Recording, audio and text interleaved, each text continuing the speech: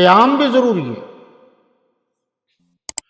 اور اس کے ساتھ ساتھ خانہ کعبہ کی طرف رخ بھی ضروری ہے۔ کوئی امریکہ میں ہو، روس میں ہو، پاکستان میں ہو، دنیا کے کسی کونے میں ہو، اس کا رخ خانہ کعبہ کی طرف ہوگا نماز میں، تب نماز ہوگی، ورنہ نہیں ہوگی۔ تو میں بھی کہتا سکتا ہوں، کچھ نہ کچھ میں نے بھی منطق پڑھی ہے، خانہ کعبہ کی طرف رخ نہ ہو تو نماز نہیں ہوگی۔ تو بتائیے سب سے پہلے وہ کون شخص تھا جس کو اللہ کے نبی نے مانگا اور اس نے سب سے پہلے قوت بازو میں اعلانیہ نماز پڑھی؟ کون ہے جو ہمیں روک سکتا ہے نماز پڑھنے سے خانہ کعبہ؟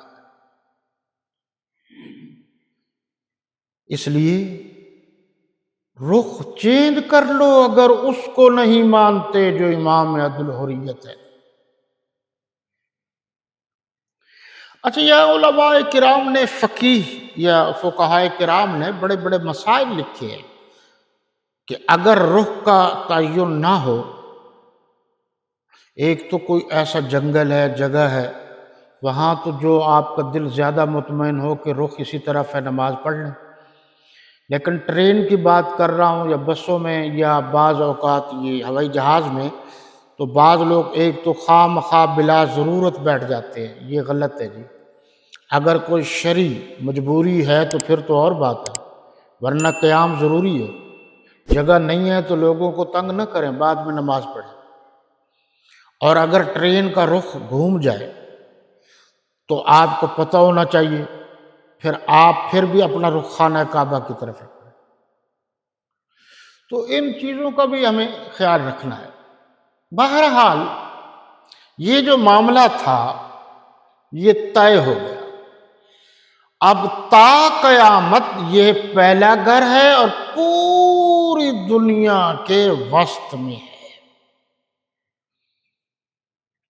آج کل تو ماشاءاللہ خلائی طور پر جو آپ تصویریں دیکھتے ہیں، پوری دنیا کے چاروں طرف جو لوگ ہیں ان کا رخ خانہ کعبہ کی طرف۔ تو یہ بھی تو مسلمانوں کے لیے ایک اسپیشل اعزاز ہے نا۔ لوگوں کے رخ اس طرف ہوتے ہیں جہاں ان کا خود ساختہ معبود ہوتا ہے، اس طرف رخ کر کے جناب رکوع سجدے کرتے پھرتے ہیں جہاں ان کے پتھر ہوں یا پتھر نما بت نما انسان ہوں۔ ادھر یہ نہیں ہے۔ آگے دیکھیے جی، اللہ نے فرمایا کہ ہم نے یہ ساری چیزیں آپ کے لیے مقرر کر دی، اور جب بھی تم مسجد سے نکلو گے اور تو اللہ اللہ کرتے نکلو گے، اور اللہ اللہ کرنے کا جب بھی دل کرے تو آپ نے مسجد حرام کی طرف، بیت اللہ کی شریف کی طرف رخ کرنا۔ یہ اللہ اللہ کرنے سے مراد کیا ہے؟ یہ بھی ذرا خیال کی، جسے ہمیں ذکر کہتے ہیں۔ ذکر کے کئی معنی ہیں، قرآن کو بھی قرآن نے ذکر کہا ہے، نماز کو بھی ذکر کہا ہے۔ فَاسْأَلُوا أَهْلَ الذِّكْرِ، یہاں علماء کو بھی ذکر کہا ہے، جو اہل علم ہیں، جاننے والے ہیں، ان سے پوچھو۔ ان کے بعد یہ آخر میں یہ ذکر بیان کیا گیا ہے۔ تو بہت سارے لوگ کہتے ہیں ہر چیز کو چھوڑ دو، یعنی جو ذکر ضروری ہے ان کو چھوڑ دو اور جو غیر ضروری ہے ان کو اپنا لو۔ یہ بات غلط ہے، اور میں کھلے لفظوں میں کہہ رہا ہوں، سنت نبویہ کے مطابق بہترین ذکر، فرائض کی بات نہیں کر رہا، سنت کا ہے، وہ ہے جو تبلیغی جماعت والے اس وقت کرتے ہیں جب لوگ دوستوں کو گشت کے لیے بھیجتے ہیں اور پیچھے وہ کہتے ہیں کہ ذکر کرو۔ وہ فردن فردن یا تنہائی کا جو ذکر ہوتا ہے وہ بہتر ہے۔ یہ لاؤڈ سپیکروں پر رات کو 2-2 3-3 بجے دوسرے مسلمانوں کی نیندوں کو خراب کرنا، شور شرابہ کرنا، یہ اسلام میں درست نہیں ہے۔ فرمایا کہ گھبرائیے نہیں میرے نبی صلی اللہ علیہ وسلم، آپ گھبرائیے نہیں، یہ لوگ کچھ آپ کو الزام دیتے رہیں گے، جھوٹ بولتے رہیں گے، حالانکہ ان کی کتابوں میں موجود ہے، اور یہ خود اتنے متعصب ہیں کہ آپ کو تو علم ہے کہ جو یہودی ہیں وہ عیسائیوں کو، حضرت عیسیٰ علیہ السلام کو نعوذ باللہ حلال زادہ بھی نہیں کہتے، اور یہ یہودی یہ عیسائی، یہ کبھی وقت ملا تو ان پر بھی ذرا بات کریں گے۔ یہ ہمارے مولوی حضرات جو کہتے رہتے ہیں نا یہ 25 دسمبر کو کہ جناب ان کے ساتھ جی ہم مذہب ہونا چاہیے، ہم مسلک ہونا چاہیے، قرآن نے کہا وَمَن يَبْتَغِي غَيْرَ الْإِسْلَامِ دِينًا فَلَن يُقْبَلَ مِنْهُ، جو دین محمدی کو چھوڑ کر کسی اور دین کی طرف جائے گا بالکل قبول نہیں کیا جائے گا۔ یہ عیسائیوں کے پاس جا کر، ہندوؤں کے پاس جا کر گھنٹیاں بجا کر پھر تم کہتے ہو کہ ہم یوں، یہ نہیں، غلط ہے۔ تو وہ جو عبادت کرتے تھے، جو مسلمانوں پر یہود و نصارہ اعتراض کرتے ہیں، اور خاص کر مشرکین میں بڑی بیماری ہے، منافقین کیا کرتے تھے، کبھی مسلمانوں کے حق میں بات کر دی، کبھی یہود و نصارہ کے حق میں بات کر دی، کبھی کہہ دیتے تھے کہ بیت اللہ کی طرف رخ کرنا بہتر ہے، کبھی کہتے تھے جی بیت المقدس کی طرف یا مقدس کی طرف، دونوں الفاظ آئے ہیں، تو اس کی طرف رخ کرنا بہتر ہے۔ اللہ نے منافقت ہی ختم کر دی کہ نہیں، آج کے بعد صرف ایک ہی رخ ہوگا، کافراں تو میں آپ بچساں، منافقاں تو خدا بچاوے۔ دیکھ لیجیے آپ دنیا میں،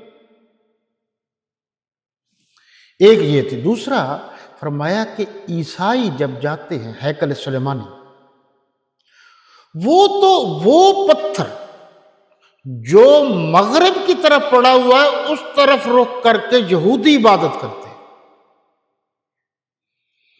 اور جو مشرق کی طرف ہے یعنی اس سے جو مشرق کا رخ ہے اس کی طرف رخ کر کے عیسائی عبادت کرتے ہیں۔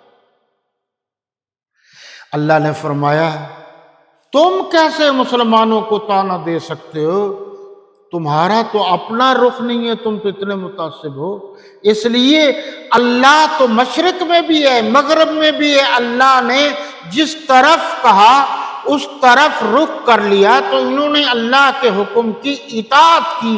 دنیا میں کوئی جگہ ایسی نہیں ہے جو اللہ نہ ہو، تو اس لیے اللہ کی عبادت کے لیے اللہ نے پوری زمین کو عبادت گاہ بنا دیا۔ جو بھی پاک زمین ہے آپ اس پر کھڑے ہو کر نماز پڑھ سکتے ہیں۔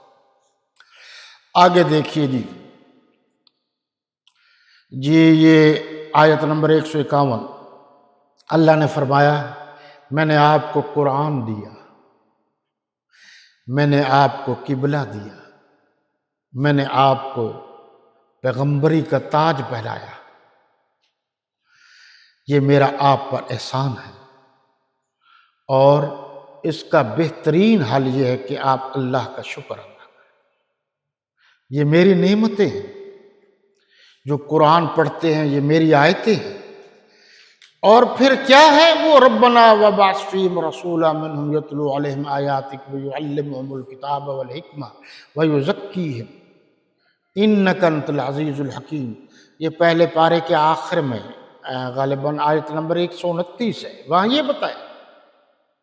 اور ذرا آپ غور کریں گے حضرت ابراہیم علیہ السلام نے جو ہادی عالم، مرشد عالم، محسن عالم، مربی عالم، قائد عالم صلی اللہ علیہ وسلم کے لیے اللہ سے دعا کی تھی، 3000 سال کے بعد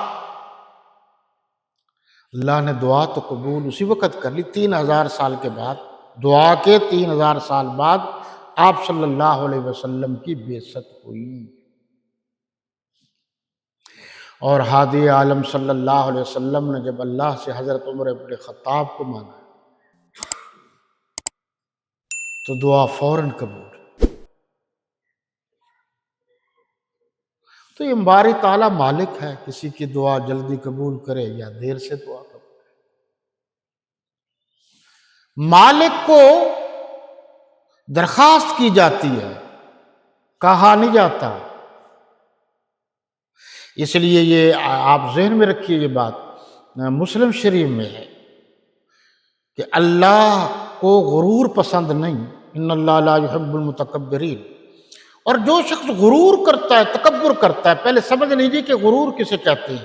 حق کو ٹھکرا دے، دوسروں کو نیچا سمجھے، اپنے آپ کو اونچا سمجھے۔ اگر کوئی تکبر کو حلال سمجھتا ہے، تکبر کو حلال سمجھتا ہے تو وہ کفر تک پہنچ جاتا ہے۔ اگر کوئی تکبر کو حرام سمجھتا ہے پھر کرتا ہے تو وہ گناہگار ہوتا ہے۔ صحابہ کرام کا کون کون سا احسان بھولو گے؟ حضرات صحابہ کرام رضوان اللہ تعالی علیہ اجمعین نے درخواست کی کہ اللہ کے نبی یہ بتائیے، ہم بھی تو سر کو تیل لگاتے ہیں، کنگھا دیتے ہیں، اچھے کپڑے پہنتے ہیں، تو یہ تکبر ہے؟